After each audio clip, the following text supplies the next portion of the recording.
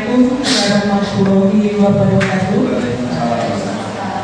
Salam sejahtera untuk kita semuanya. Om Swastiastu, Namo Buddhaya, salam kebajikan.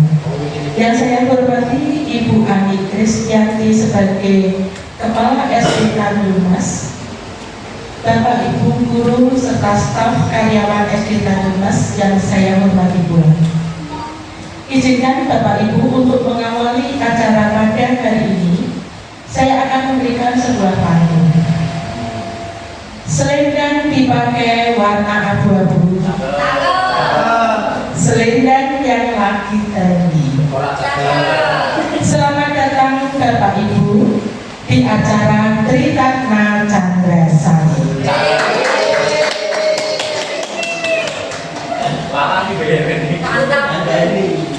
Sungguh merupakan anugerah Tuhan yang Maha Esa. Patut kita syukuri bersama ketika hari ini, Senin, tanggal 17 Juli 2023, kita dapat bersama-sama hadir dalam acara diseminasi budaya positif yang diadakan di SD Tanjung Mas Semarang yang akan dipaparkan oleh Ibu Triratna Candrasari. Hadirin yang saya hormati, mari kita awali acara pada siang hari ini dengan doa. Sesuai dengan agama masing-masing, berdoa dimulai.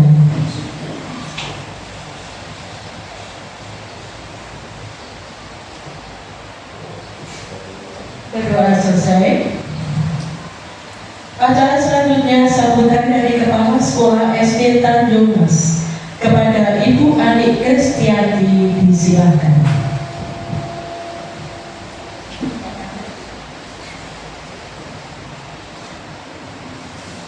Bismillahirrahmanirrahim. Assalamualaikum warahmatullahi wabarakatuh. Saya hormati Bapak Ibu dan staf juga Mbak Chandra selaku calon guru gerak yang saat ini sedang mengadakan diseminasi budaya positif. Terima kasih atas undangannya Bu Chandra, juga Bapak Ibu semua yang sudah hadir untuk mengikuti diseminasi pada siang hari. Semoga apa yang kita ikuti pada siang hari ini dapat menjadi tambahan ilmu bagi kita semua, ya. Kelak kalian semua, ya, sebagai calon guru penggerak terutama yang muda-muda, ya, itu wajib mendaftar. Saya masukkan mendaftar untuk calon guru penggerak, ya. Nah, nanti bisa belajar dengan kita dengan baik dan Pak Onar nanti setelah ini bisa, ya.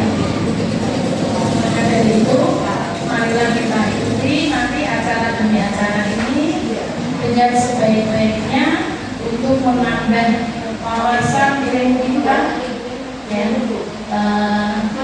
agar kita dapat lebih baik lagi dalam belajar.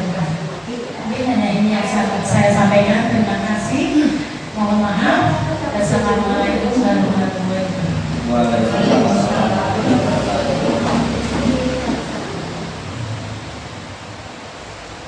Terima kasih kepada Ibu Ani.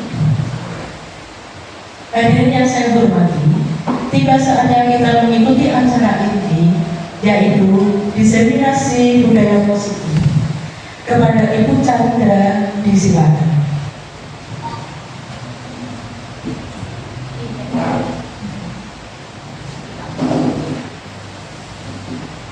Assalamualaikum warahmatullahi wabarakatuh.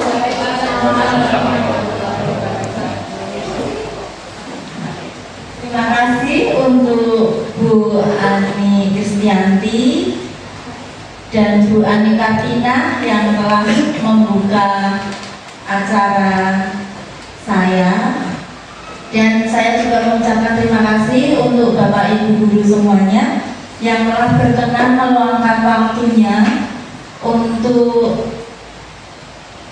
diseminasi penyebaran dan penyebaran budaya disiplin positif, budaya positif yang telah saya dapatkan di CGP Angkatan 8 ini.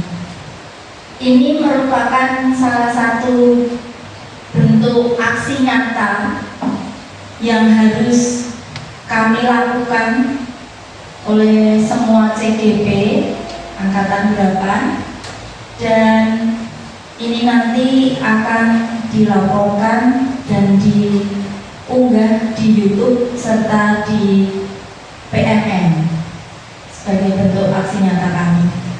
Untuk itu mohon dukungannya teman-teman, dan partisipasinya nanti monggo silahkan, kalau ada yang mau bertanya kami persilahkan.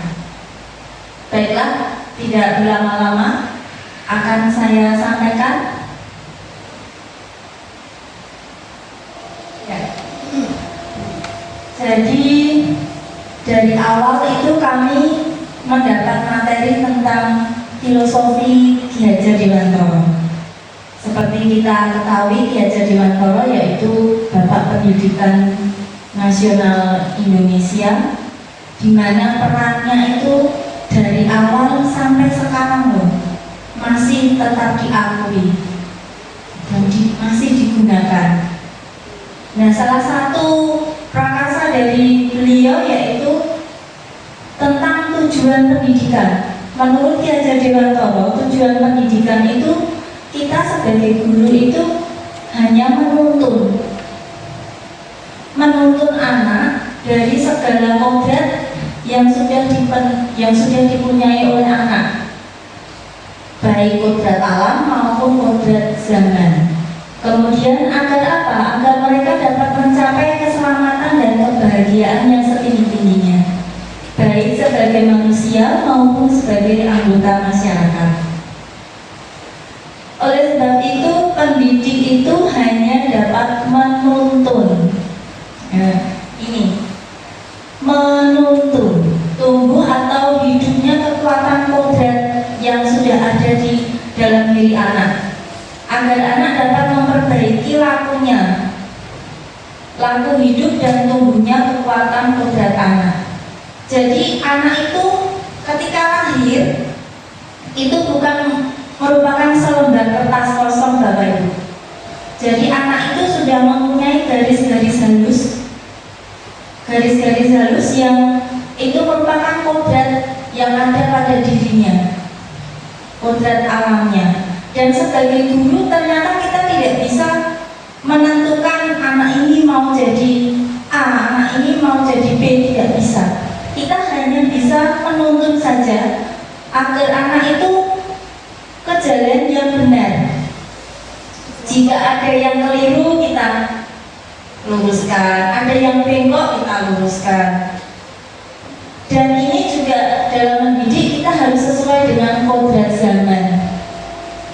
Tidak bisa anak generasi alfa ini ya, generasi alfa disamakan pendidikannya dengan generasi seperti saya, X atau generasi Y. Sudah tidak zamannya lagi. Maka dari itu sebagai pendidik kita juga harus melakukan perubahan. Kita juga harus bersedia untuk merubah. Nah, untuk pertanyaan pematih, silakan nanti angkat tangan yang setuju atau tidak setuju. Ada pernyataan nomor 1, hukuman dapat mendisiplinkan anak. Kira-kira Bapak Ibu setuju atau tidak? Hukuman dapat mendisiplinkan anak. Yo, yang setuju. Nih, hukuman itu bisa atau tidak ya mendisiplinkan anak? Karena kita hubungannya dengan budaya positif. Nah, kita ini hukuman ini dapatkah mendisiplinkan anak? Monggo, yang setuju angkat tangan. Oke, ada 2, Pak Ani dan Pak Harmono. Terima kasih. Yang Tidak setuju? Angkat tangan. Kok sepi? Yang tidak setuju? Ya, oke. Terima kasih untuk responnya. Nah, sekarang saya ganti yang tanya. Kenapa Pak Armono bisa ke depan Pak? Mainnya nggak nyampe. Kenapa Pak Armono menjawab hukuman dapat mendisiplinkan anak? Jawab kenapa hukuman dapat mendisiplinkan anak. Dalam memberikan hukuman itu tidak harus hukuman yang berat ya, atau mungkin hukuman yang anak itu takut ya. Kalau menurut saya anak itu bisa kita berikan hukuman yang sifatnya ringan-ringan saja. Contohnya ketika anak sedang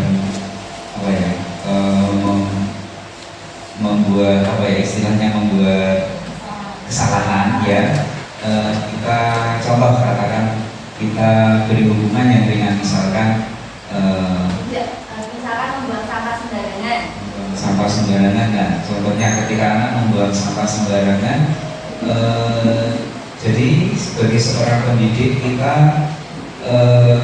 memberikan hukuman itu tidak harus berat ya hukumannya. Dalam arti contoh ketika anak membuang sampah sembarangan, sebagai seorang pendidik atau guru ya, kita mengingatkan anak ya, setidaknya mengingatkan anak itu, dikasih tahu dengan cara yang halus, dengan cara yang mudah untuk anak bisa menerimanya ya. Kemudian ketika anak itu salah, nah, atau mungkin membuat pelanggaran, nah, setidaknya guru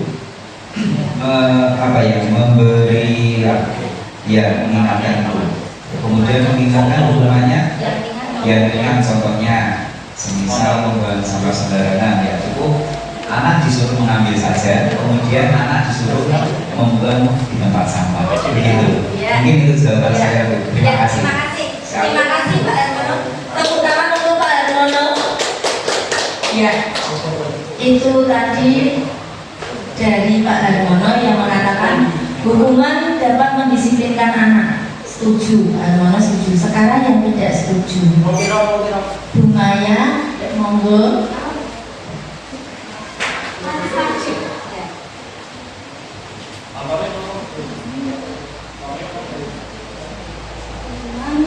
Dapat mendisiplinkan anak, tapi saya juga tidak setuju. Mungkin dalam disiplin positif itu sebenarnya hukuman itu berarti dengan konsekuensi logis itu dimana kita sudah bikin kesepakatan di kelas. Jadi apa yang dilakukan anak nantinya anak itu udah tahu gitu. Jadi ketika kita melakukan ini kalian akan mendapatkan seperti ini, dan itu sudah disepakati antara dua belah pihak seperti itu. Iya, siswa dan gurunya. Terima kasih ya. Terima kasih Bu Maya. Tepuk tangan untuk Bu Maya. Ya, kita ini sama-sama belajar ya Bapak Ibu. Saya juga belajar, dengan juga belajar sama. Ya, ini nanti jawabannya akan ditemukan nanti. Yang nomor 2, pemberian hukuman dengan hal positif seperti membaca atau membersihkan halaman sekolah dapat meningkatkan disiplin anak. Kira-kira ini setuju atau tidak? Pemberian hukuman dalam hal positif seperti membaca atau membersihkan halaman sekolah dapat meningkatkan disiplin anak. Kira-kira setuju atau tidak? Siapa yang setuju? Tidak ada. Siapa yang tidak setuju? Tidak setuju. Mantap ya. Nomor 3, memberi penghargaan dapat meningkatkan motivasi belajar anak. Setuju. Siapa yang setuju? Memberi penghargaan dapat meningkatkan motivasi belajar anak. Setuju? Setuju. Tidak setuju ada? Tidak ada. Oke, kita lanjut. Nah, dari 3 pertanyaan ini akan kita ketahui jawabannya nanti. Nah, budaya positif. Apa sih budaya positif itu? Budaya positif di sekolah yaitu nilai dan kebiasaan di sekolah yang berpihak pada murid agar mereka dapat berkembang menjadi pribadi yang kritis. Jadi budaya positif ini sangat baik sekali jika ditanamkan di sekolah. Karena apa? Karena dapat membuat anak ini menjadi kritis, berpikir kritis, kemudian penuh hormat dan bertanggung jawab sesuai dengan profil pelajar Pancasila. Loh, kok bisa ya? Kok bisa anak bisa berpikir kritis ya dengan budaya positif? Karena nanti anak disuruh mencari solusi sendiri. Nah, ini dari anak disuruh mencari solusi sendiri atas masalahnya. Nah, ini anak kan terus terbiasa untuk berpikir kritis. Nah, pada siang ini ada 7 hal nanti yang akan saya sampaikan. Yang pertama, perubahan paradigma belajar. Yang kedua, tentang disiplin positif. Yang ketiga, tentang motivasi perilaku manusia. Yang keempat, kebutuhan dasar. Yang kelima, posisi kontrol restitusi. Yang keenam, keyakinan kelas. Yang ketujuh, segitiga restitusi. Semoga tidak ngantuk ya Bapak Ibu ya. Siang. Oke, yang pertama, perubahan paradigma belajar. Nah, kita sekarang akan praktik. Silakan Bapak Ibu berpasangan. Ya, kegiatan kepatangan. Bapak Ibu umpamakan Bapak Ibu sedang menggenggam sesuatu dan ini rahasia.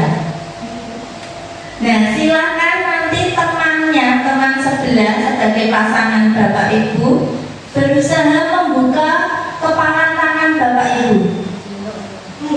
Nah, ini dengan masih memegang sesuatu ini rahasia.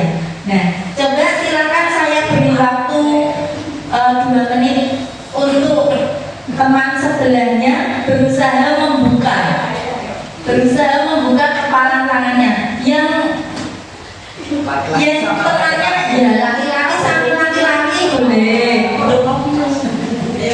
Oh ya, Mbak Amel dengan Mas Har.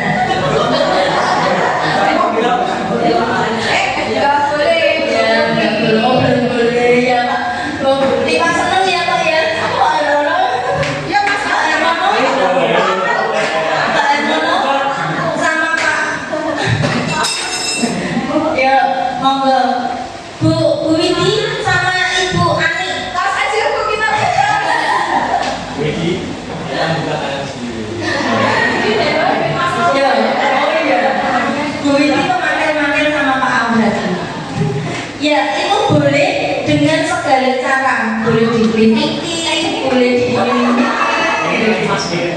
Yuk, coba 2 menit dari sekarang. Ayo,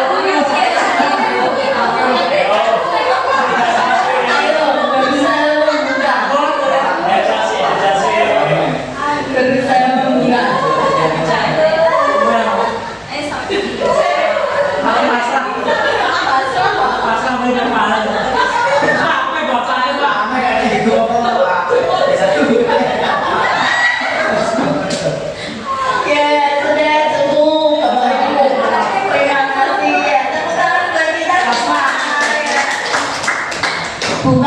Jenengan diapakan Bu Ani? Ya. Tapi bisa membuka tidak bukan? Tidak bisa ya Bu. Sengaja nggak mau dibuka aku, karena sama aku. Oh iya. Tadi yang diiming-imingin uang 100.000 siapa? Nggak tahu, solusinya Bu. 100.000 kayak ini nggak mau juga. Iya. Iya, betul Bapak Ibu. Ya, ternyata kita ketika kita memegang suatu rahasia, kita disuruh membuka rahasia tersebut, mau disakiti, mau di diiming-iming, mau diilik-ilik, itu ternyata kita sangat susah ya mau membuka rahasia orang lain itu. Nah, dari kegiatan tadi itu dapat disimpulkan bahwa selama ini ternyata ada miskonsepsi dari miskonsepsi tentang teori kontrol.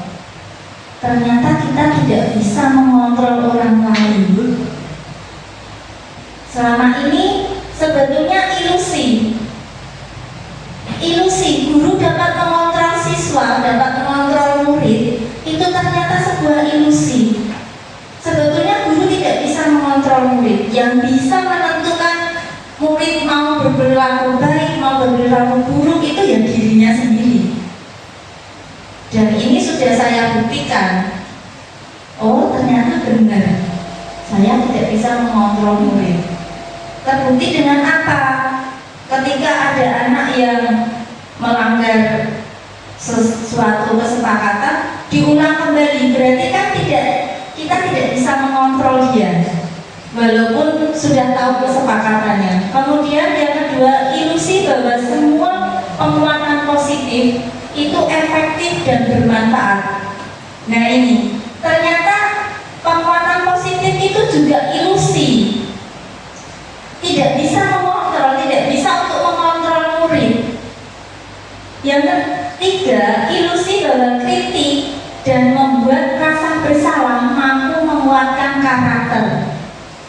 Ini juga suatu ilusi, ternyata bukan begitu. Yang keempat, ilusi bahwa orang dewasa berhak memaksa. Nah ini juga ternyata ilusi. Ternyata kita sebagai guru tidak bisa memaksa, tidak berhak memaksa murid.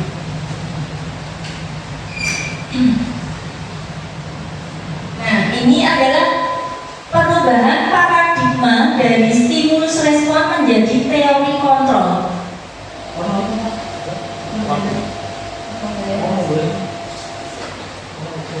Jadi sebelumnya kita itu di stimulus respon, kita mencoba mengubah orang agar berpandangan sama dengan kita.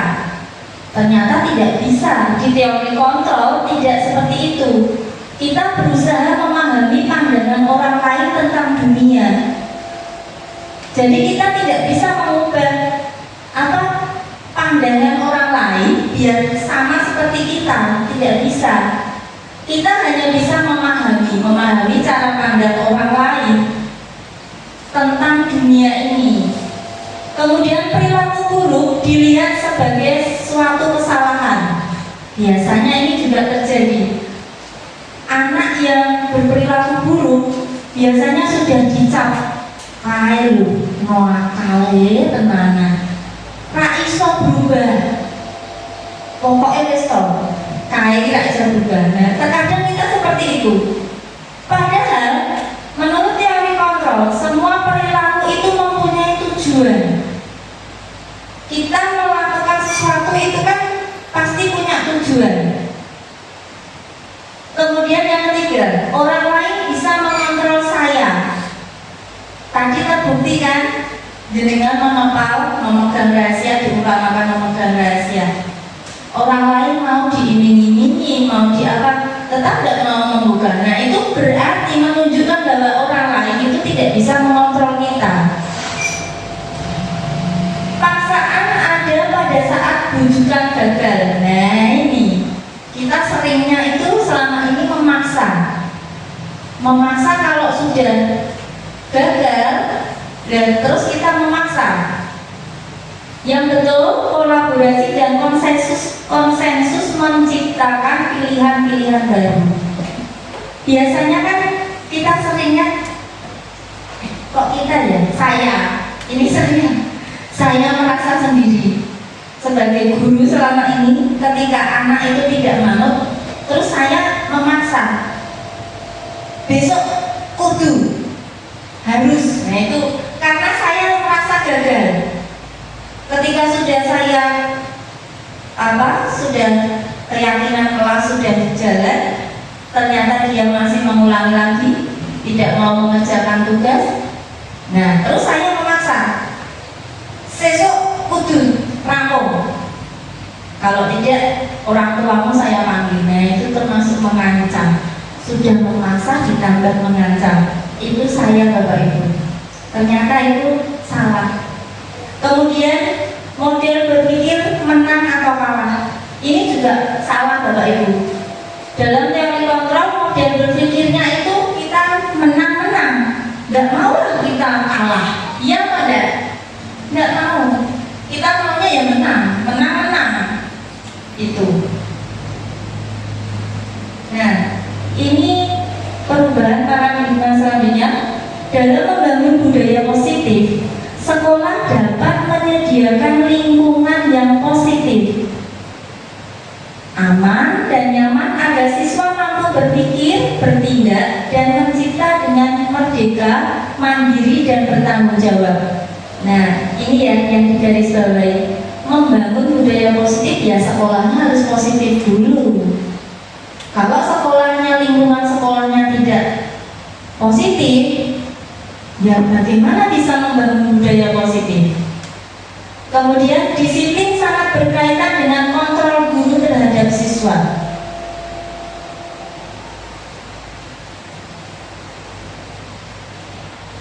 Pembelajaran dengan paradigma baru. Salah satunya ini dengan P3, profil pelajar Pancasila. Ini merupakan paradigma baru. Dan kita sebagai pendidik, ya kita harus mengikuti zaman. Kita tetap harus berubah.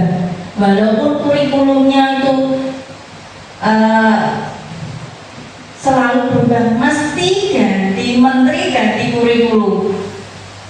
Kalau kita mengeluh pun ya itu yang terjadi, ya lakukan. Kita harus siap terhadap perubahan. Tidak bisa kita hanya bertahan di satu titik. Oh, aku harus manut kurikulum tahun 75. Ya, nggak bisa. Kita harus ikut berubah. Pembelajaran dengan paradigma baru merupakan pembelajaran yang dirancang berdasarkan prinsip-prinsip pembelajaran berdiferensiasi. Nah, ini paradigma barunya. Sebetulnya ini bukan paradigma baru. Di kurikulum 13 pun kita sudah melaksanakan, secara tidak langsung kita sudah melaksanakan pembelajaran berdiferensiasi. Cuma tidak terlalu ditonjolkan. Kalau di kurikulum merdeka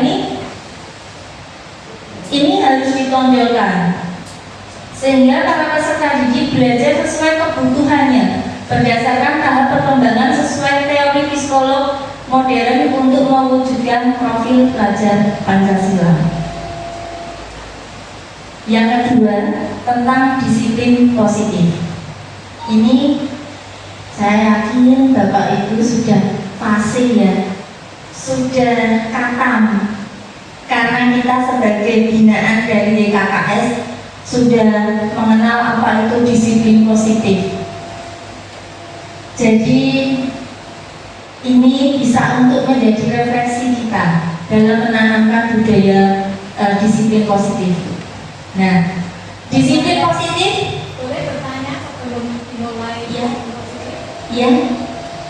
Saya mau tanya. Tadi Mbak Sandra bilang bahwa anak itu dipotong balap ya.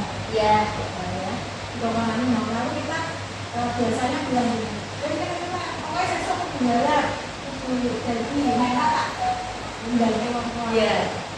Nek anak itu enggak. Kadang enggak mau balap. Tahu apa yang harus kita lakukan supaya anak itu berubah. Bisa punya kesadarannya untuk mengerjakan. Ya. Rata-rata sekarang Biasanya seperti itu ya Bu. Iya. Kita kembali lagi ke awal tadi Bu, tentang teori kontrol tadi. Kita tidak bisa, sebetulnya kita itu tidak bisa mengontrol orang lain. Orang lain seperti terlihat menurut pada kita, tapi itu sebetulnya kalau bukan dari kemauannya sendiri ya dia akan begitu lagi. Nah, terus apa yang harus kita lakukan? Nah, kita nanti akan sampai di restitusi Ibu. Nah, kita sebagai guru harus tadi kan sudah dikatakan tadi ini. Nah, budaya positif. Bagaimana kita dapat membangun budaya positif di sekolah? Kita awali dulu dari diri kita. Ya, diri kita harus positif dulu. Nah, kalau ada kasus seperti itu, menghukum itu kan termasuk bukan budaya positif. Berarti kita harus introspeksi. Oh, aku tidak boleh menghukum. Caranya pakai apa? Nanti Ibu, pakai segitiga restitusi. Dan itu karena kita sekarang paham kalau kita tidak bisa mengontrol orang lain, ya kita hanya bisa mengingatkan, harus terus mengingatkan, diingatkan tanpa ada ancaman. Dan pikiran kita juga harus terbuka. Pikiran kita harus terbuka. Oh iya, suatu saat pasti anak ini bisa berubah. Air, batu karang, sekeras apapun, sebesar apapun, kalau diterjang ombak pasti akan pecah suatu saat. Memang kita tidak bisa saat itu seandang-sahnya bisa mengubah karang itu bisa pecah, tidak, membutuhkan proses. Dan itu proses itu yang akan diingat oleh anak, prosesnya. Jadi sebagai pendidik, kalau ada murid yang seperti itu, ya kita tidak boleh tidak boleh menghukum. Kita harus mengontrol diri kita. Tidak boleh kita langsung meluapkan emosinya, tidak boleh. Karena ini paradigma belajar baru. Sampun Ibu. Ya Mbak, kita kalau memang teori juga harus begitu. Tapi kebanyakan pada Selama ini kan gitu ya Bu ya. pada prakteknya itu untuk menggali kesadaran anak agar dia tidak melakukan sesuatu apa ya, Terulang lagi gitu kan. itu sangat Perlu paksaan betul. Ya, memang sangat sulit. ya, kita kan tidak boleh kasar. Karena Tidak kita boleh. masuk ke sekolah sama anak ya. Iya. Nah, maka dari itu kadang prakteknya itu ya di lapangan ya, di apa ya, untuk memberikan kesadaran anak itu sulit. Ya, memang sulit Ibu. Tapi kita tidak boleh putus asa. Memang sulit karena kita tidak bisa mengontrol orang lain. Kembali lagi ke situ. Sulit memang karena kita tidak bisa mengontrol orang lain. Yang bisa mengontrol orang lain masing-masing itu ya diri kita sendiri. Nah, untuk itu penting sekali dimunculkan motivasi intrinsik, biar motivasi intrinsik, motivasi kesadaran anak itu muncul dari dalam diri kita lah ini. Ini adalah PR untuk kita. PR untuk kita agar anak ini termotivasi dari dirinya sendiri tanpa ada hukuman, tanpa ada paksaan, tanpa ada ribet, tanpa ada penghargaan. Mereka bisa melakukan budaya positif itu sendiri. Nonton Ibu. Prosesnya memang lama Ibu. Mungkin di kelas 5 ini sudah ditanamkan budaya positif. Tapi belum tentu nanti di kelas 6 mereka mau berubah.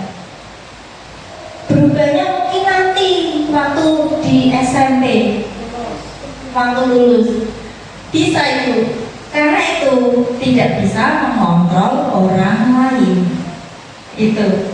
Ini juga saya dapat materi ini saya sangat ternyata aku salah selama ini. Dan yang kedua Mbak, ya, itu kita di sekolah sudah melaksanakan seperti itu. Kita berusaha mengarah ke seperti itu ya, tetapi di rumah, ya di lingkungan kan beda lagi. Beda. Dan tidak kurang sejalannya antara ya sekolah dan mungkin orang tua, mungkin lingkungan. Ya. Memang dalam mendidik anak itu tidak bisa hanya sekolah saja gitu ya. Kita ada segitiga itu, ada pihak sekolah, orang tua dan lingkungan. Ketiga ini sangat berperan. Maka saya sarankan agar Bapak Ibu guru itu teman-teman tidak jemu-jemu kalau ada peserta didik yang ada masalah, segera informasikan ke orang tua agar apa, orang tua juga tahu. Kemudian tentang disiplin positif ini juga harus disampaikan ke orang tua agar selaras dengan sekolah. Kalau di sekolah sudah positif tapi di rumah negatif, sama aja, nanti anak kembali lagi. Maka orang tua juga perlu diberikan pengetahuan, diberi sosialisasi itu, dikumpulkan monggo terserah guru kelasnya masing-masing untuk menjadwalkan parenting di kelasnya. Karena ya tadi 3 sentra pendidikan ini tidak bisa ditiadakan satu saja, tidak bisa, semuanya mendukung. Ngoten Ibu Ani. Sementara ya Bu ya. Ya. Disiplin positif kita kembali. Nah, disiplin positif itu awalnya dari teori kontrol tadi yang disampaikan oleh Dr. William Glasser. Anda tidak bisa mengontrol orang lain, hanya Anda yang bisa mengontrol diri Anda. Kemudian semua perilaku memiliki tujuan, model berpikir menang-menang, kolaborasi dan realitas kebutuhan berbeda.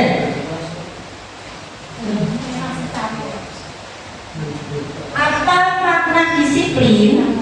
Monggo, ada yang tahu disiplin itu apa? Bu Ati, disiplin. Bu Ani, disiplin. Eva, disiplin itu apa? Kira-kira disiplin. Ya, disiplin itu berasal dari kata, nah benar Mas, disiplina, disiplina, yang berarti belajar. Jadi disiplin itu belajar, bukan paksaan. Disiplin mengacu pada disiplin diri yang memiliki tanggung jawab terhadap apa yang dilakukan berdasarkan nilai-nilai yang diyakini.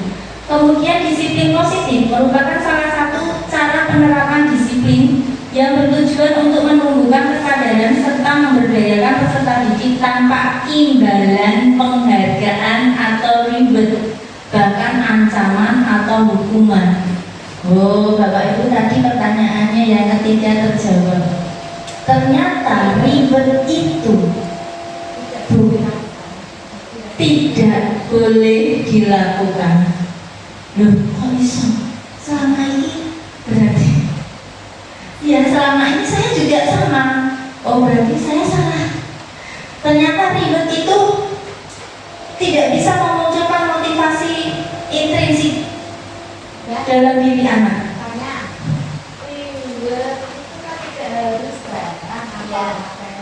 Bisa juga berupa ujian. Ujian ya bisa. Kita tidak boleh memberikan ujian seandainya anak maju disuruh membaca puisi atau disuruh membuat apa dan mendapat hasil yang baik.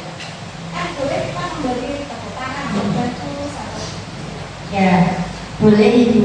Tapi itu dianjurkan rata, pemberiannya rata, tidak ke satu anak itu saja. Dan kita fokusnya bukan ke hasil akhir kalau memberikan ribet, kalau memberikan ujian. Kita fokusnya ke prosesnya, proses anak itu menghasilkan sesuatu. Karena kan tadi diferensiasi tadi, kan anak-anak, pemahaman anak-anak setiap anak kan berbeda. Maka yang dilihat itu prosesnya, bukan hasil akhirnya. Bisa saja kan anak yang pendiam kalau ikut pelajaran olahraga itu kan mungkin malu-malu. Nah, teman lainnya sudah lari kencang sekali. Nah, itu ketika ada ujian yang biasanya pendiam ini kelelap-kelelap itu biasanya lari 100 meter itu waktunya 10 menit mungkin. Nah waktu ujian itu dia bisa 5 menit.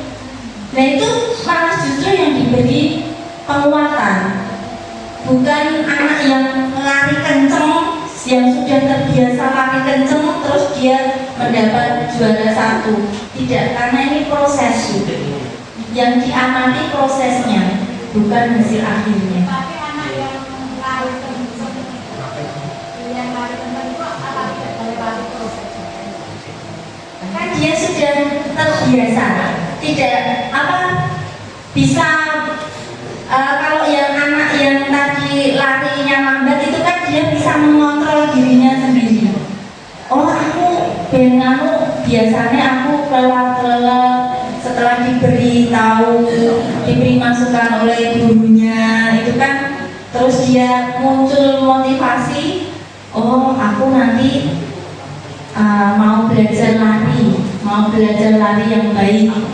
Dan kalau yang tadi yang sudah terbiasa lari kan mungkin tidak belajar lari, mungkin tidak perlu, karena ribet itu kalau diberikan harus rata, tidak boleh satu anak itu saja. Misalkan Kak Amel ini juara terus matematika yo iso, bahasa Indonesia canggih. Nah tapi kan ada titik lemahnya Kak Amel ini juga. Tidak melulu Kak Amel ini bisa jadi juara kan Bu. Jadi pemberian ujian itu harus merata Bu. Tidak boleh satu anak saja. Karena kalau pemberian ribet itu biasanya misalkan ranking 1, 2, 3. Kenapa sekarang itu ranking juga tidak boleh, tidak ada sejak di kurikulum K13 sampai sekarang tidak ada ranking. Ya karena ini menghindari ini ribet penghargaan. Karena apa? Penghargaan ini atau ribet ini bisa menimbulkan kebencian.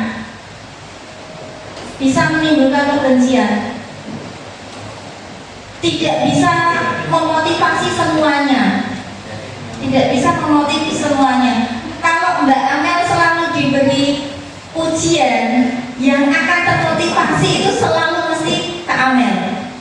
Kalau yang lain yang tidak pintar matematika, misalkan yang tidak pintar matematika, BCE 0 itu kan tidak pernah diberi ujian itu. Nah itu pasti paling Amel pasti akan gak senang, pasti gitu Bu. Contoh hidup yang baik, Ya tadi contoh hidup yang baik jelas. ya harus rata Ibu. Kita harus rata melihat prosesnya. Proses jadi bukan hasil akhir. Kalau misalkan matematika yang kurang pintar itu dia ngangel banget korogapin. Sedangkan yang pintar itu kecil Bu, mau level berapa kecil, saya makan semua itu. Dan sedangkan yang kalau kita memberikan ujian atau bintang itu kan yang selalu yang levelnya tinggi selalu yang dapat bintang, yang tidak bisa mengerjakan kan tidak akan dapat bintang. Nah itu kalau kita berfokus hanya pada hasil. Kalau proses ini, misalkan ada anak yang tidak bisa, terus sekarang menjadi bisa, walaupun tidak yang pertama memberikan jawaban, tapi dia sudah ada perkembangan. Nah ini yang perlu kita apresiasi. Bagus Nak, ternyata kamu sudah bisa. Pribadi, diberikan secara pribadi, tidak perlu ya ini ada bintang untuk yang dapat 100, nilai 100. Nilai itu termasuk akhir. Kita hanya memandang nilai, bukan proses. Kalau proses itu berarti anak dari dia tidak bisa menjadi sekarang bisa. Nah itu perlu kita beri ujian. Jadi tidak selalu yang nomor satu terus itu yang diberi ujian. Itu malah mematikan yang tidak bisa itu. Yang lain paling. Kemudian ranking juara 1, 2, 3, ranking 1, 2, 3. Yang paling benci itu yang paling keki, yang paling bodoh itu yang nomor 2. Ujungnya aku. Itu kalau di kelas ya, bukan lomba. Kalau lomba beda lagi. Sebenarnya contoh ribet yang baik selain ujian itu apa situasi itu yang harus kita terapkan. Jadi Bu, mungkin saya sedikit ya, dalam kemerdekaan memang kita untuk memberikan ribet itu kita tidak boleh memberikan mungkin ribet itu bisa diberikan dengan kesepakatan kelas. Dengan kesepakatan kelas, karena misalnya bahwa ribet yang diberikan itu akan memicu anak itu untuk mencapai sesuatu di luar. Jadi tidak karena kesadarannya, tapi di luar dari itu. Sehingga bentuk ribet yang benar yang seperti apa? Ya kita tidak bisa menjawab kalau saya seperti itu. Karena ribet di kurikulum merdeka itu memang tidak ada, ditabukan. Kalau saya katakan ditabukan. Kemudian ribet itu mungkin bisa diberikan dengan kesepakatan, yang artinya bahwa ribet itu dengan kesepakatan yang nantinya akan memberikan atau memacu intrinsik anak. Jadi kesadaran anak bahwa kamu belajar, kamu mendapatkan itu memang kamu itu betul-betul belajar, kamu menyadari itu. Mungkin seperti itu. Ya, tepuk tangan buat Bu Ani Kamina. Ya, terima kasih. Betul sekali Bu. Di kurikulum merdeka ini sangat ribet. Jadi ini juga paradigma baru ini, pengetahuan baru ini. Saya tuh menyadari, oh iya ya, kadang tuh yo bocah tuh kalau saya kasih bintang, boleh main gitu. Oh iya, ternyata begitu. Oh iya ya, saya jadi mandok-mandok. Oh iya. Ternyata bukan hanya hukuman saja yang sifatnya negatif. Ternyata ribet penghargaan itu juga sifatnya negatif. Nanti akan ada Ibu selanjutnya. Nah ini sebagai pendidik, tujuan kita adalah menciptakan peserta didik yang memiliki disiplin diri sehingga berperilaku mengacu kepada nilai-nilai kebajikan universal, memiliki motivasi intrinsik dalam perubahan perilaku ke arah yang lebih baik. Jadi meskipun sulit memunculkan motivasi intrinsik, sekali lagi kita sebagai pendidik tidak boleh putus asa. Nah, disiplin adalah kemampuan memerintah diri. Sebetulnya disiplin itu memerintah diri, bukan memerintah orang lain. Diri kita sendiri dalam mengontrol dan menguasai diri. Ini ternyata disiplin itu ya awalnya dari mana? Ya dari kita sendiri. Karena motivasi intrinsik itu dari kita sendiri. Nilai-nilai yang kita hargai adalah nilai-nilai kebajikan atau sifat positif manusia yang merupakan tujuan mulia yang ingin dicapai setiap individu. Nah, disiplin ini tujuannya untuk apa? Untuk mencapai tadi nilai-nilai kebajikan. Nah, nilai-nilai kebajikan dalam P3 atau profil pelajar Pancasila itu sudah ditanamkan ada 6. Ada beriman dan bertakwa kepada Tuhan Yang Maha Esa dan berakhlak mulia, kemudian berkebinekaan global, gotong royong, mandiri, kreatif dan bernada bersih. Ada lagunya ya? Ada. Oh, iya. Besok saya diajari ya Pak ya. Siap. Bu, ya Belajar sendiri. Akhir. oke ya, siap. Kelas 2B ya? Iya. Besok saya ajaknya ke kelas 5B.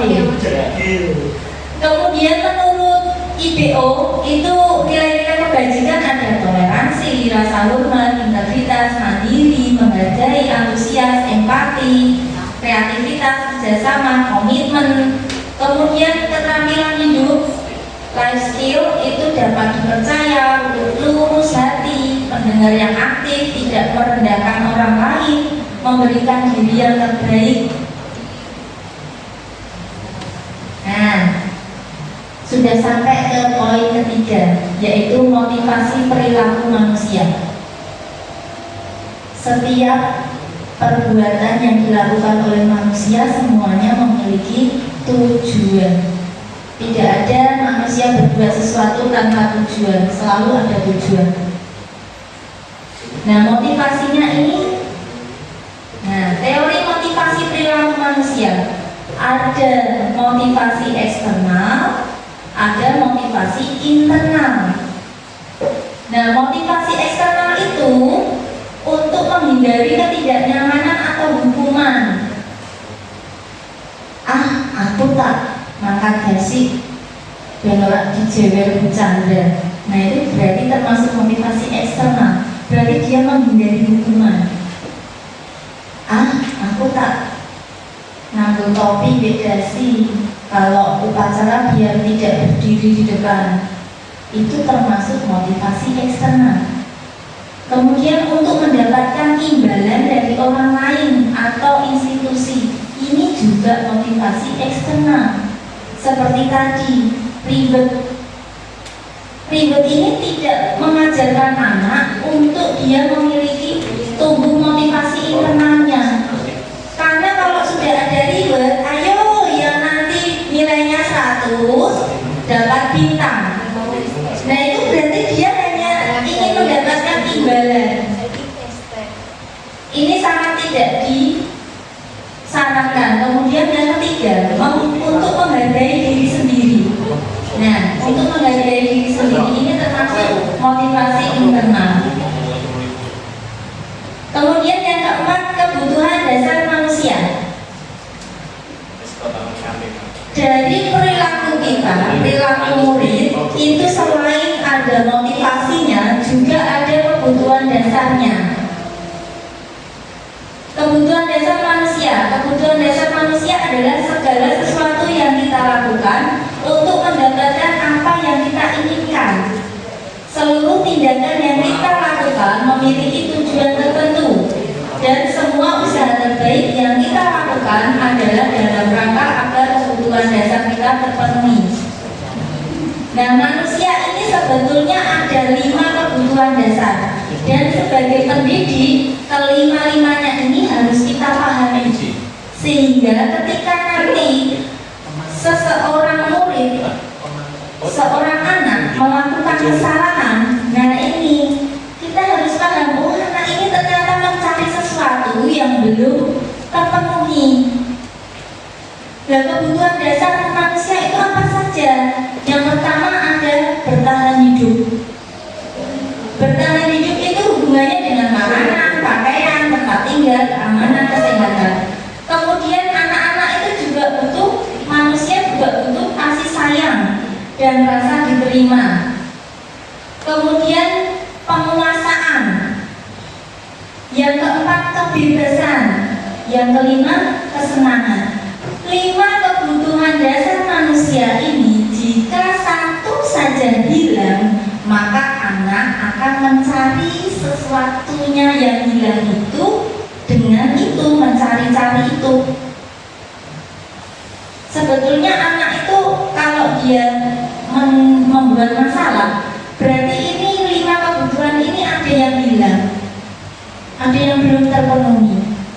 Dan sebagai pendidik kita harus paham,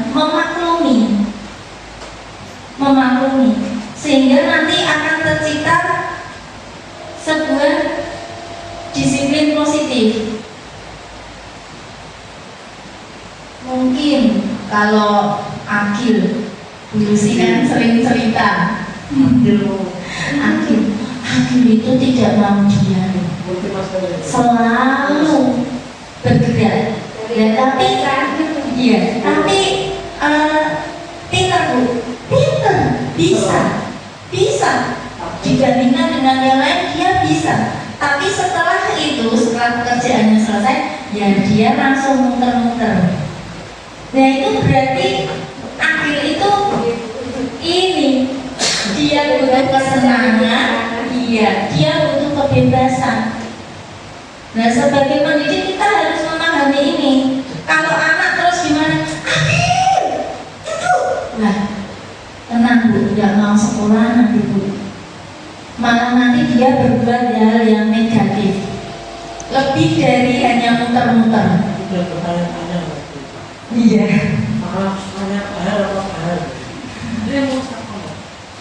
Ya, ini ada kasus. Ibu Rina, guru kelas 6 di SD Permai, sedang dulu menghadapi ulang salah satu murid di kelas bernama Agus.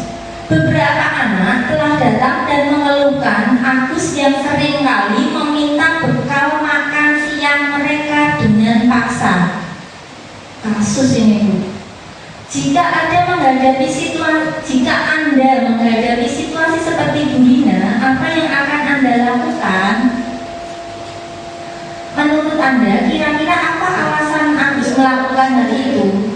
Ya, ini ada sebuah kasus berkenaan dengan 5 kebutuhan dasar manusia ini. Satu saja tidak terpenuhi, maka dia akan membuat masalah.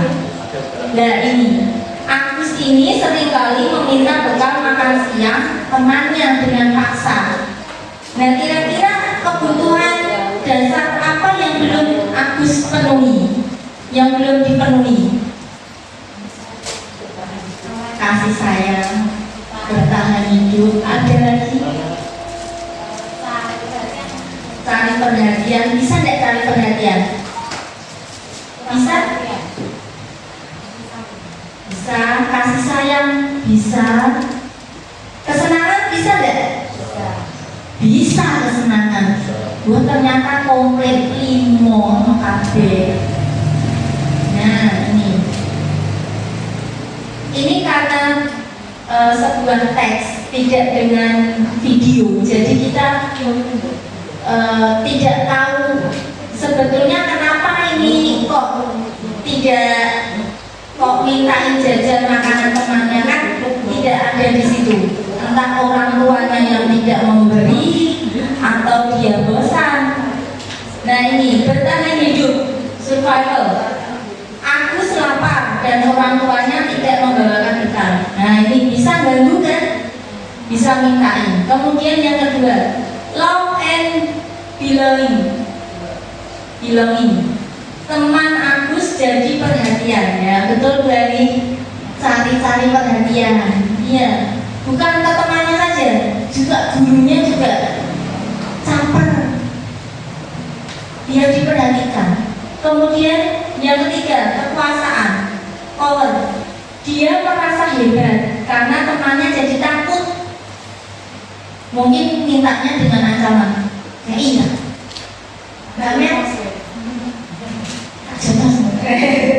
Itu. Nah, itu.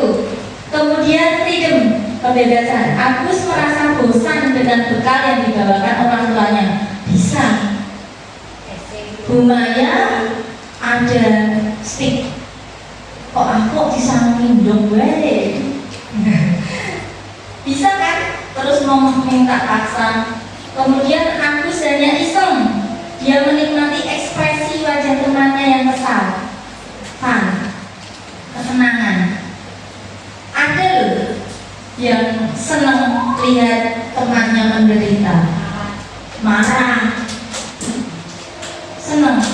Nah ini guru juga harus memahami ini dan tidak boleh menghukum. Nah ini posisi kontrol atau dalam restitusi. Nah 5 posisi kontrol guru. Ternyata guru itu mempunyai 5 posisi kontrol selama ini. Ada yang tipe penghukum, ada tipe pembuat merasa bersalah, ada tipe teman, ada pemantau, dan ada manajer. Nah, yang paling baik itu ada di posisi mana Bapak Ibu? Pemantau. Ada lagi? Teman. Ada lagi? Penghukum baik ya? Enggak ya. Pembuat rasa bersalah? Enggak. Manajer? Ya, tergantung situasi. Tergantung situasi ya. Ya. Nanti kita akan tahu posisi mana yang paling tepat, yang paling benar. Nah, ini ada posisi kontrol guru. Kurang kecil ya. Kurang kecil. Mana ya? Ini. Oh, bukan. Kurang kecil saya bacakan aja.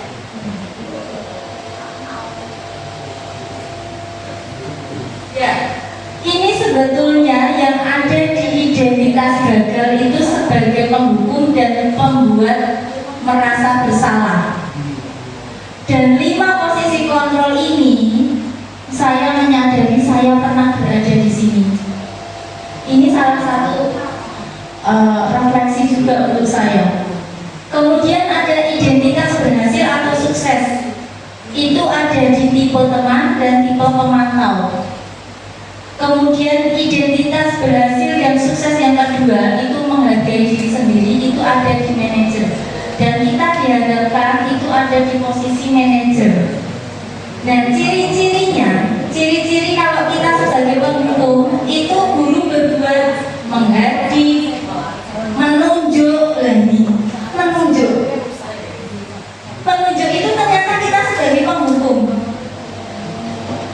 Kemudian menyakiti, kemudian kata-kata gurunya, kalau kamu tidak melakukan, awas ya, rasakan. Nah, itu termasuk tipe penghukum. Apalagi ngomongnya sambil nunjuk-nunjuk.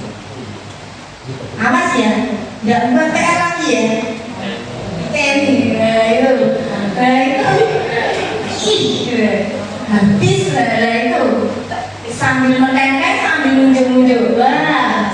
Kemudian membuat merasa bersalah. Membuat merasa bersalah itu lebih halus dari penghukum, tapi ini juga tidak baik. Ini biasanya guru berceramah kalau ada murid yang salah, terus gurunya berceramah dan sambil mengatakan seharusnya kamu itu jangan begini. Nah itu terus membuat murid menjadi merasa bersalah. Nah itu salah banget. Ini saya juga pernah melakukan. Kemudian sebagai teman, nah sebagai teman itu membuat alasan-alasan untuk muridnya. Biasanya gurunya berkata, ayolah lakukan demi ibu. Masa kamu tidak mau? Ingat tidak, ibu pernah bantu kamu jatuh dari sepeda misalkan itu. Nah itu posisi sebagai teman.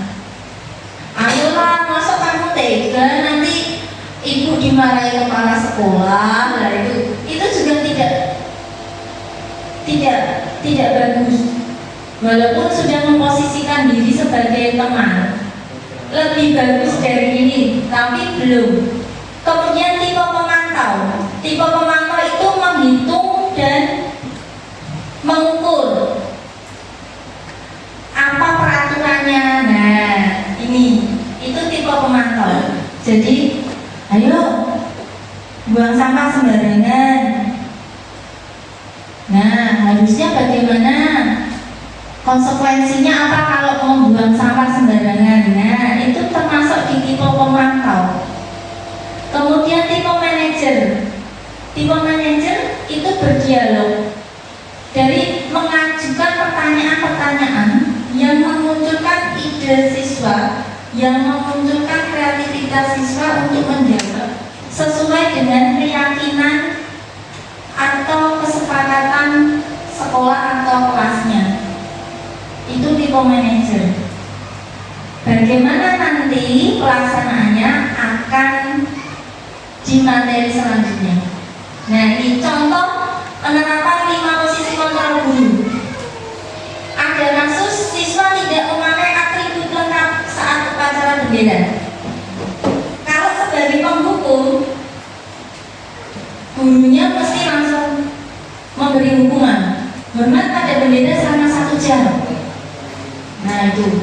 Kemudian kalau pembuat merasa bersalah, itu biasanya mengatakan berapa kali ibu bapak harus memberitahu kamu selalu saja mengecewakan bapak. Nah itu membuat murid merasa bersalah.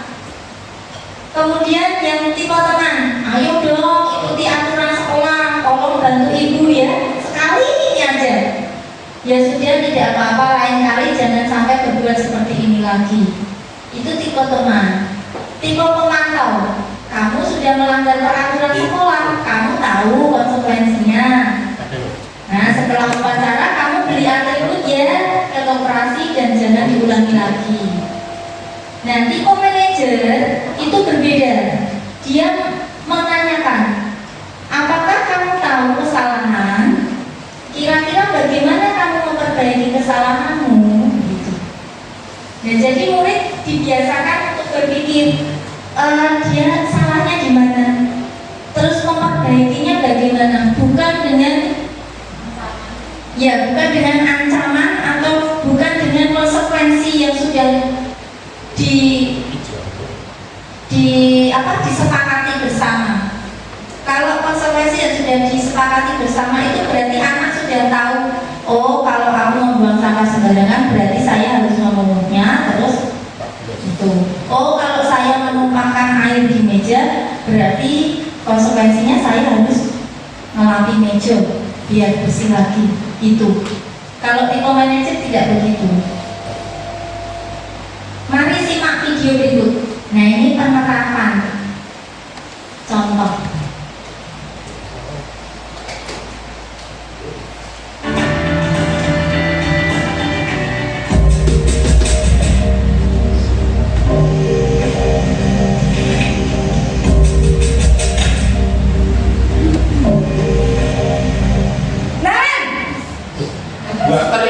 Sini kamu.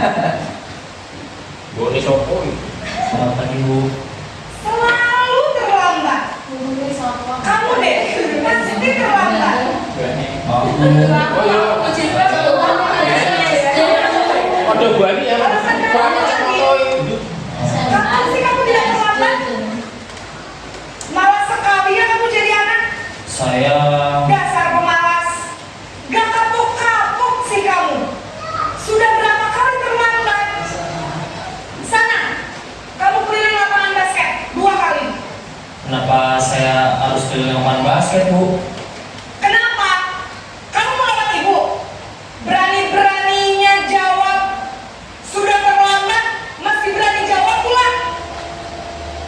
Sekarang, keliling lapangan basket 5 kali sekalian. Biar kapok. Cepat. Pergi sana ke lapangan basket.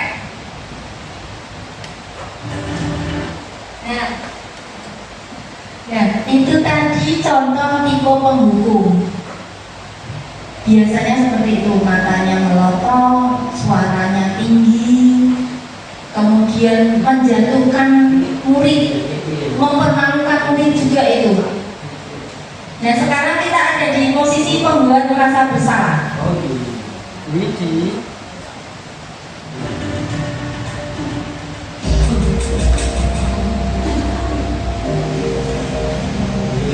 Alhamdulillah, orang berjilbab. Widi. Dan Segari Pak Iko sih sama. Selamat pagi Bu. Naren. Kamu kenapa terlambat lagi, nak? Ya Tuhan, Naren. Kamu senang ya bikin ibu susah ya? Kalau kamu terlambat lagi, nanti ibu yang ditegur bapak kepala sekolah, nak. Disangka ibu tidak bisa membina kamu. Duh, gimana ini? Maaf Bu. Duh, Gusti Naren. Kamu suka ya kalau ibu ditegur bapak kepala sekolah? Terus, sekarang ibu harus tulis apa ini di buku absen? Ini kamu sudah sering terlambat loh. Ibu harus apa coba?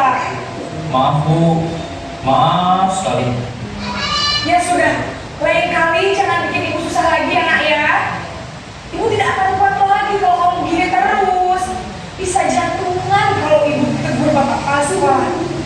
Sana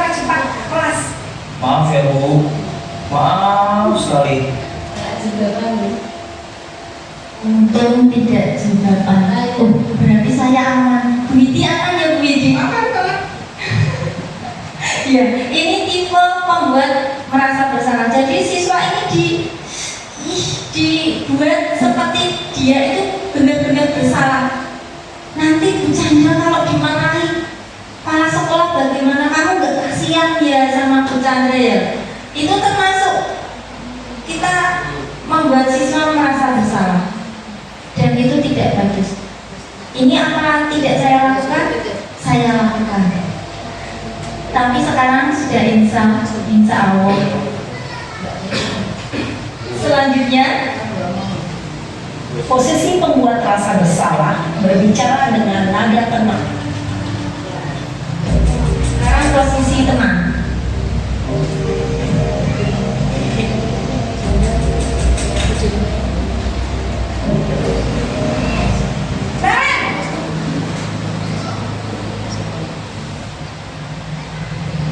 Selamat pagi Bu. Wah, sudah jam berapa ini nak? Terlambat lagi ya sayang. Iya Bu, habis ibu saya lupa bangunkan saya Bu.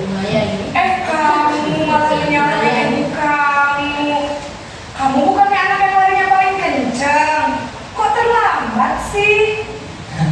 Iya Bu, saya memang terlambat bangun tadi.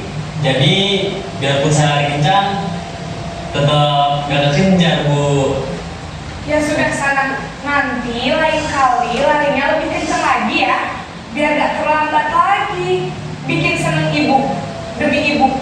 Bisa kan? Bisa lah Bu. Ya sudah sana masuk kelas. Ibu beresin urusan absen kamu. Kamu ini ada-ada saja. Nah, ini posisi teman, demi ibu, melakukan sesuatu demi ibu. Itu posisi teman.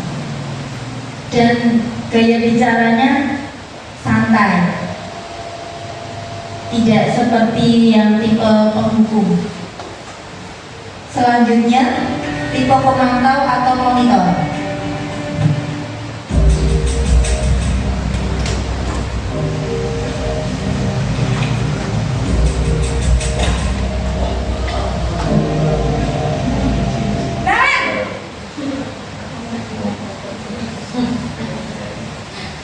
Selamat pagi Bu. Naren, apa peraturan sekolah kita tentang jam berapa kita harus masuk sekolah, nak? Kita harus di sekolah jam 7 Bu. Iya betul, sekarang sudah jam 7.20. Naren sudah tahu konsekuensinya jika terlambat hadir. Paham Bu, saya harus tinggal kelas pas jam istirahat selama 20 menit. Iya benar, konsekuensinya demikian. Jadi nanti jam 9.30 pas istirahat, kamu harus tinggal di kelas, kerjakan tugas tambahan untuk ketertinggalan kamu, ya? Baik Bu. Nah, ini tipe pemantau. Jadi anak sudah tahu aturan-aturannya. Jika terlambat, nanti berarti aturannya kalau ada yang terlambat harus tinggal di kelas dulu selama 20 menit. Itu termasuk tipe pemantau. Anak sudah tahu konsekuensinya. Kemudian kalau ada yang tidak mengerjakan PR, berarti nanti pulang sekolah mengerjakan PR di kelas. Lainnya sudah pulang, dia tinggal dulu di kelas untuk mengerjakan PR. Itu termasuk tipe pemantau. Dan itu apakah tidak saya lakukan? Saya lakukan. Ternyata kurang betul.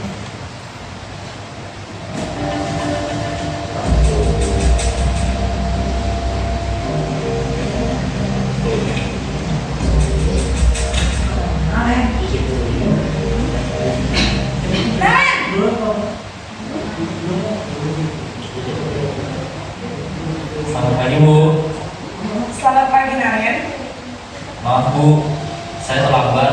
Iya, sekolah masuknya jam 7, sekarang sudah jam 7.20. Jadi sekarang bagaimana ini Naren? Maaf Bu, saya lupa setel alarm saya semalam. Baiklah, menurut kamu, keyakinan sekolah yang mana yang perlu kamu tingkatkan? Menghargai diri sendiri dan orang lain mungkin ya Bu. Setuju. Jadi, apakah prinsip saling menghormati tersebut? Iya Bu, saya meyakininya. Apakah Naren bersedia memperbaiki masalah keterlambatan ini? Bersedia Bu. Bagaimana kamu akan perbaiki masalah keterlambatan ini? Saya akan coba untuk tidak lupa menyetel alarm saya Bu. Baik, kalau Naren lupa menyetel alarm di rumah, ada orang yang kira-kira bisa bantu mengingatkan tidak? Ada Bu, kakak saya, Kak Emma. Ada lagi selain Kak Emma? Selain Kak Emma, ada ibu saya. Baik, jadi yang mengingatkan Naren adalah Kak Emma dan ibu kamu ya? Kira-kira akan mulai setel alarm kapan nih Naren? Setelah pulang sekolah, akan segera saya lakukan.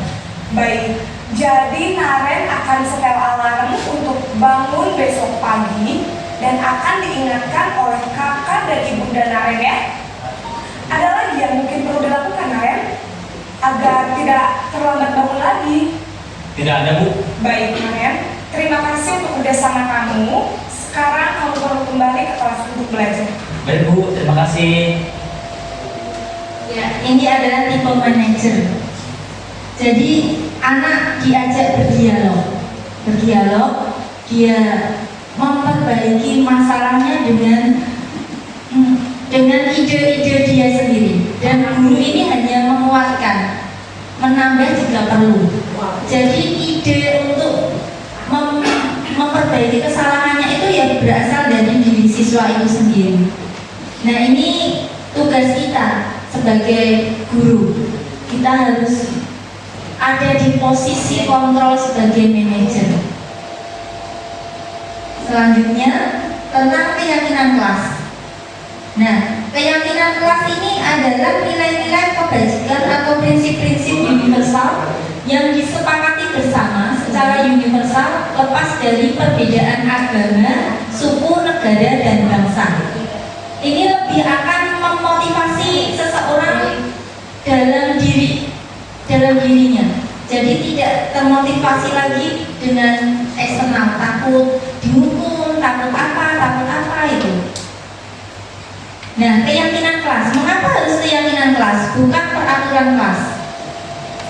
Kalau peraturan itu kan biasanya sudah ada. Yang menentukan kan salah satu pihak saja. Biasanya peraturan seperti itu. Kalau keyakinan kelas tidak. Keyakinan kelas itu bareng-bareng, didiskusikan bareng-bareng.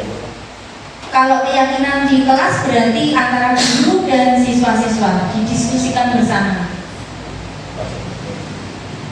Dan pembentukan keyakinan kelas ini bersifat abstrak, kemudian berupa pernyataan universal, dibuat dalam pernyataan positif, sedikit saja agar mudah diingat. Jadi keyakinan kelas ini sedikit saja, biar murid itu mudah mengingat. Jadi ketika dia melakukan kesalahan, kita ajak berdialog, itu dia mudah mengingat, oh ternyata keyakinan yang belum saya penuhi itu yang ini. Kalau terlalu banyak keyakinan, nanti anak-anak bingung. Ketika diajak berdialog mungkin tidak akan bisa menjawab. Semua warga sekolah atau warga kelas dilibatkan saat membuat keyakinan kelas. Nah, ini mumpung awal tahun pelajaran baru, nah dibentuk keyakinan kelas awal yang baik ini. Nah, ini contoh penerapan pembuatan keyakinan kelas di saya tahun lalu. Kalau yang tahun ini belum. Besok akan kami buat keyakinan kelas. Ini saya buat pertanyaan pemantik agar anak-anak muncul idenya. Saya bagi kertas satu-satu, kemudian kami diskusikan kira-kira keyakinan kelasnya apa.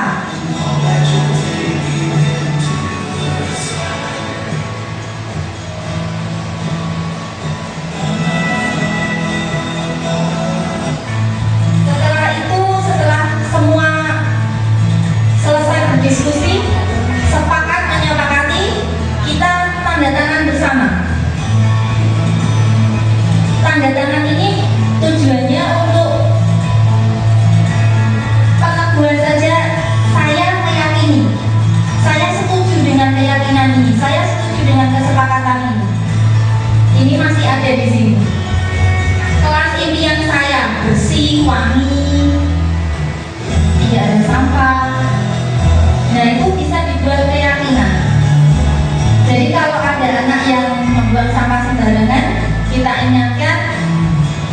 kita kembalikan diajak berdialog tentang kesepakatan atau keyakinan ini.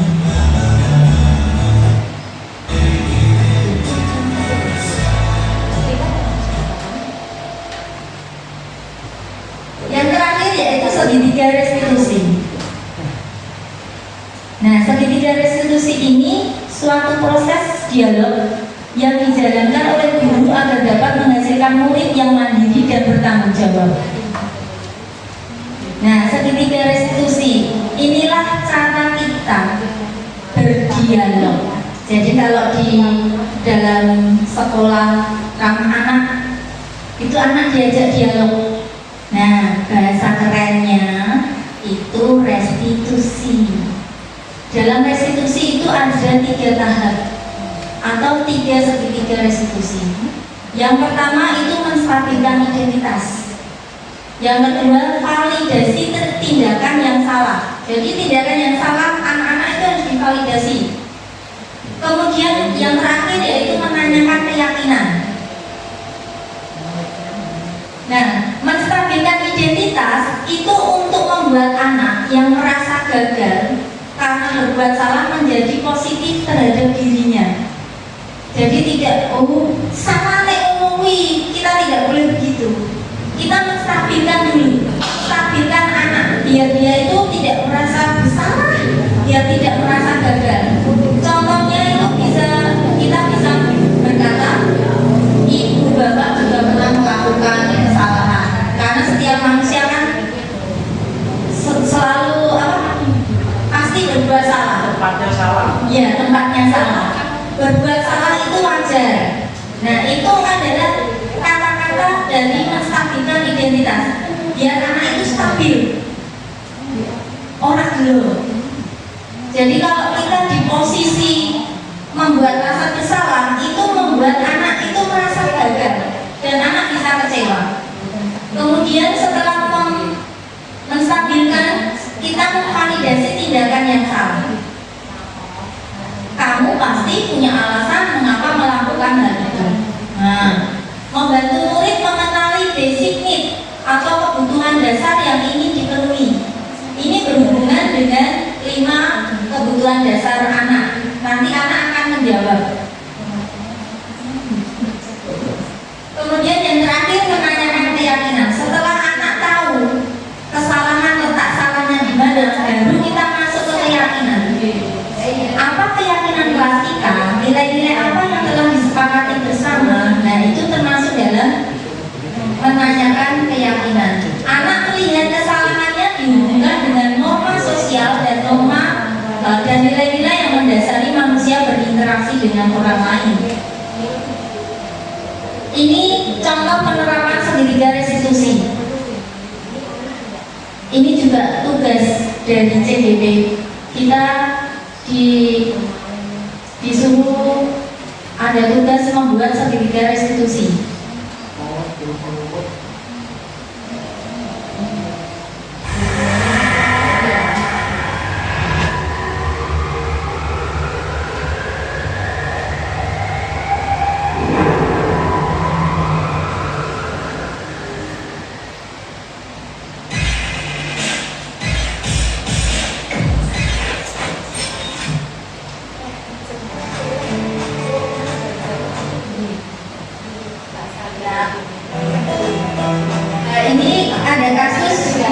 Yaitu Gita, murid saya dulu di kelas 5. Gita itu pernah mendorong Lucila sehingga Lucila itu jatuh ke bak pasir, kemudian roknya terkena kotoran kucing. Nah, ini saya praktikkan untuk segitiga restitusi.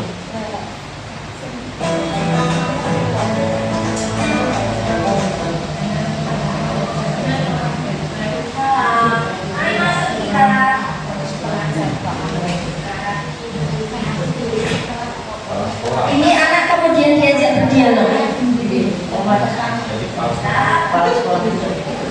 Kepala sekolah. Ya, ini saya sudah izin. Ini tadi masalahnya di skenario-nya dipanggil ke ruang guru.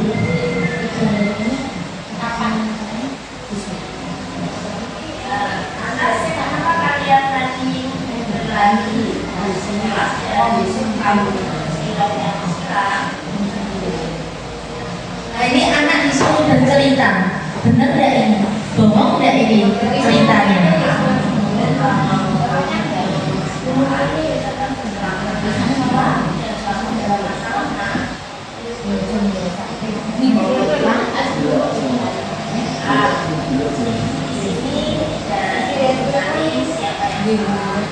Nah, menstabilkan identitas bisa dimulai dengan kita di sini tidak untuk mencari siapa yang salah, siapa yang benar. Nah itu menstabilkan, termasuk menstabilkan identitas.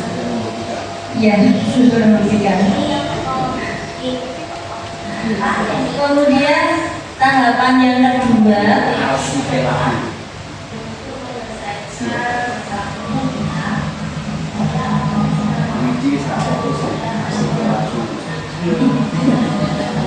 Nah ini anak sudah ditanya-tanyain kira-kira untuk untuk biar tidak terjadi masalah harus ngapain. Nah ini dia minta maaf ke Lucila dan orang tuanya. Assalamualaikum warahmatullahi wabarakatuh. Nama saya Gita Yunita Lestari. Saya dari kelas 5B. Terima kasih Bu Guru, saya sangat senang diajak diskusi untuk menemukan solusi yang saya lakukan. Saya berjanji tidak akan berkata kotor lagi dan belajar mengendalikan emosi saya. Wassalamualaikum warahmatullahi wabarakatuh. Sudah, itu aksi tugas yang saya buat.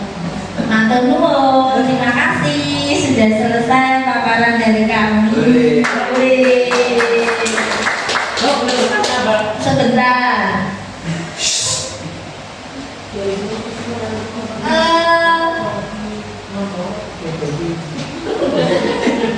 Bu Ani,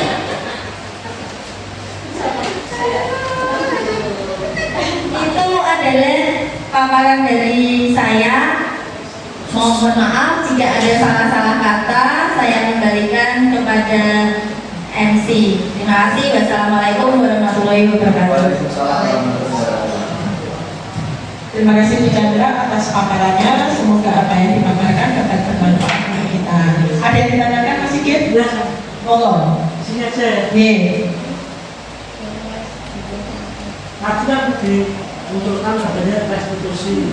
Kalau di pajak itu restitusi pengembalian uang yang telah diberikan. Pajak itu kalau di pendidikan kan baru tahu tuh restitusi. Dan apakah yakin Mbak Chandra bagaimana jika menurut sekolah itu yakin jika sudah direstitusi kembali mengulangi lagi perbuatannya itu bagaimana? Dan kalau dilihat segitiga itu apakah boleh urut satu tindakan, dua menanya kejadian, ketiga misalnya Tidak urut itu toh. apa boleh tidak urut maksudnya? Harus urut atau harus tidak urut? Karena metode kan bisa tidak urut atau boleh tidak urut atau boleh urut. Tanyanya seperti itu. Terima kasih Pak Sigit. Ya nanti kalau kurang puas nanti dipuaskan oleh Bilani Karuna. Bapak, saya pas dengan Pak. Ya, saya langsung ini. Saya akan menjawab pertanyaan dari Pak Sigit. Jika anak sudah direstitusi, kemudian anak itu masih mengulangi kesalahan lagi, apa yang harus kita perbuat? Langkah apa yang harus kita lakukan? Kembali lagi ke tadi. Ya, kita sebagai pendidik tidak boleh langsung menyerah. Jadi kita tetap harus melakukan segitiga restitusi ini lagi. Kita harus positif. Kita harus positif. Anak itu kan proses. Ini kita selalu mengedepankan proses, bukan hasil akhir. Percuma kalau hasil akhirnya bagus tapi bukan berasal dari motivasi intrinsiknya. Kalau dari motivasi eksternal pasti nanti akan mengulanginya lagi. Jadi Bapak Ibu guru itu harus yang melakukan segitiga restitusi lagi.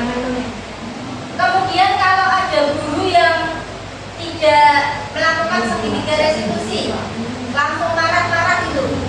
Nah itu kepala sekolah sudah harus melakukan segitiga restitusi kepada Jadi kita melakukan budaya positif ini tidak bisa sendirian. Kita harus berkolaborasi. Kita harus berkolaborasi,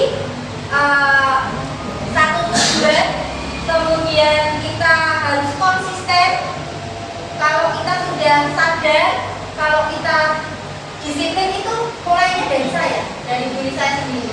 Kalau saya melakukan segitiga restitusi, berarti saya juga telah disiplin. Karena disiplin akan komitmen saya. Nah, kalau kita sudah berkomitmen, kita yakin, kita meyakini kalau segitiga restitusi ini akan memperbaiki perilaku anak menjadi budaya positif, pasti kita akan tak henti-hentinya akan melakukannya lagi tanpa ada hukuman. Itu pasti.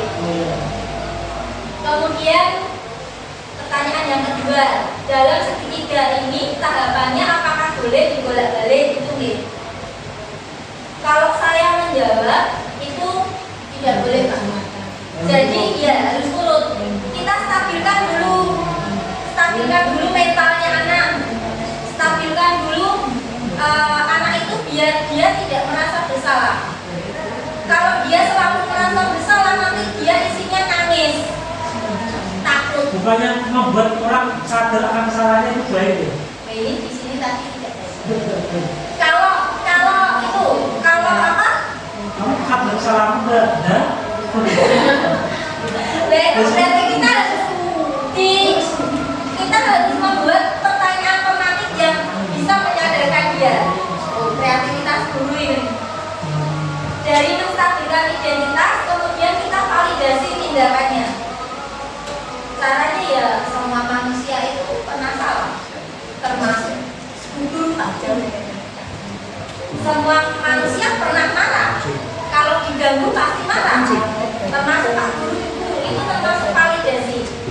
Kemudian setelah memvalidasi, menanyakan anak, menanyakan keyakinan yang diyakini apa, sehingga nanti memunculkan apa itu? Solusi dari permasalahannya sendiri. Tidak berasal dari bapak ibu gurunya. Kalau anak itu menyelesaikan solusinya sendiri, insya Allah dia akan mengingat. Oh iya.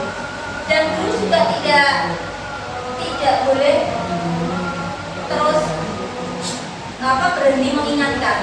Harus diingatkan terus. Begitu.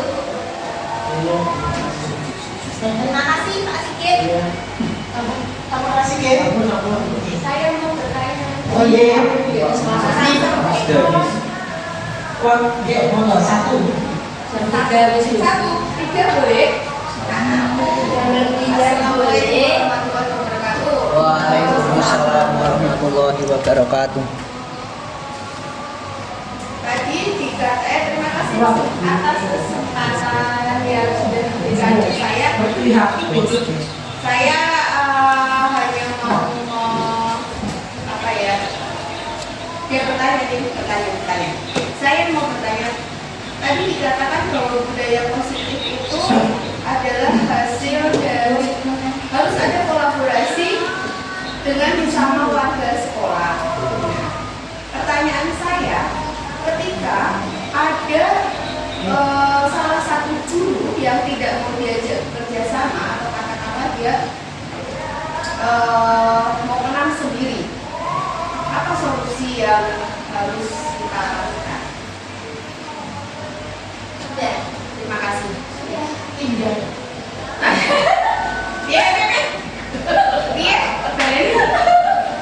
Terima kasih Bu Widi, pertanyaannya sangat menarik sekali. Ya. Ketika budaya positif ini kan kita harus menyadari, kita harus berkolaborasi. Nah, tadi pertanyaannya Bu Widi, kalau ada teman kita yang tidak mau diajak untuk kolaborasi, menetapkan budaya positif ini, apa yang harus dilakukan? Nah, ini adalah kalau guru, ketika kita sudah mengajak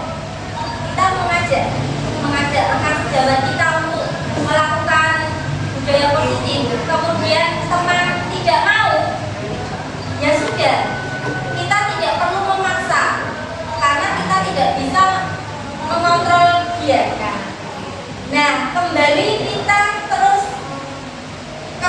pimpinan kepala sekolah. Di sini ambil dari kepala sekolah. Kepala sekolah tentunya kan pasti tahu mana guru-guru atau karyawan di sini yang tidak bisa diajak untuk kolaborasi. Nah, ini tugas dari kepala sekolah, salah satu tugas dari kepala sekolah, menerapkan segitiga restitusi. Jadi tidak hanya anak saja yang dilakukan segitiga restitusi. Tentunya kepala sekolah melakukan pendekatan personal,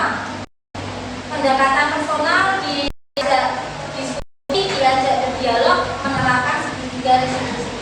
Begitu Bu Widi. Oke, untuk ide sudah.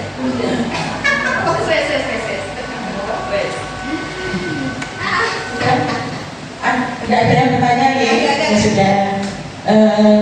Bapak Ibu yang saya hormati, demikian tadi paparan dari Bu Chandra yang intinya dari apa yang dipaparkan oleh Bu Chandra tadi, bagaimana seorang guru itu bisa menjadi manajer yang baik, menerapkan restitusi sebagai tujuan kita untuk disiplin positif. Sebenarnya ini hanya beda istilah saja. Kalau dulu kita sudah mendapatkan ini hanya beda istilah. Ya, seperti kalau dulu kesepakatan, sekarang menjadi keyakinan. Nah, disinilah Bapak Ibu yang perlu kita pahami bahwa belajar sepanjang hayat. Belajar sepanjang hayat karena apa? Kita di pendidikan tentunya semakin ke depan itu pendidikan itu semakin maju, menyesuaikan dengan perkembangan teknologi, ilmu, dan juga anak sendiri. Dari sekian penelitian akhirnya ditemukan ternyata memberikan reward itu tidak baik.